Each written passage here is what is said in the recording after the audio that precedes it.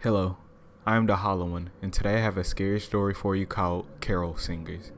The Carol Singers is a scary story for Christmas about a kid whose father and grandfather go from door to door begging for money.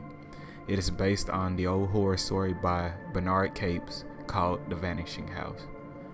My grandfather was a drunk, and my father was a drunk, but I never touched a drop. There was a reason for that. When I was young, times were hard, and I grew up poor. My father and my grandfather never did a honest day's work in their lives. Granddad wasn't good at much, but he played the clarinet like an artist. He taught my father how to play the accordion.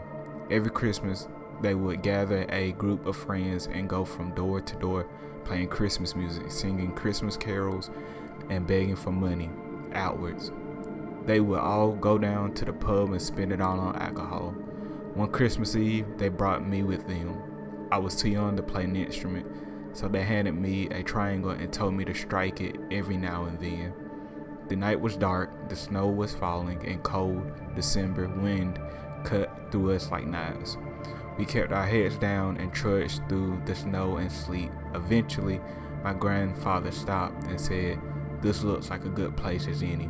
We were outside a big mansion decorated with Christmas lights.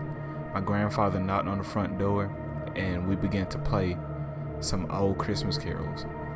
The door of the house swung open, and in the dim light I saw a young woman standing there.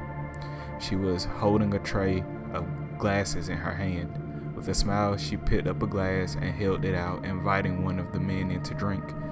My grandfather rubbed his hands together with glee and took the glass. Just then I looked up in the window above. I saw a face peering out of the shadows, a face that was hideous beyond words. I looked back at the woman in the doorway, and her face was hideous too. Before I could stop him, my grandfather put the glass to his lips and knocked it back with one big gulp. "Oh dear," said the woman, in a eerie, childish voice. "You've drunk blood, sir." With that, the door slammed shut. My grandfather stumbled backwards, and the glass fell from his hands. It shattered with a deafening crash, and he collapsed in the snow. I don't remember much after that. All I recall is waking up in the light of dawn and finding myself lying in the snow.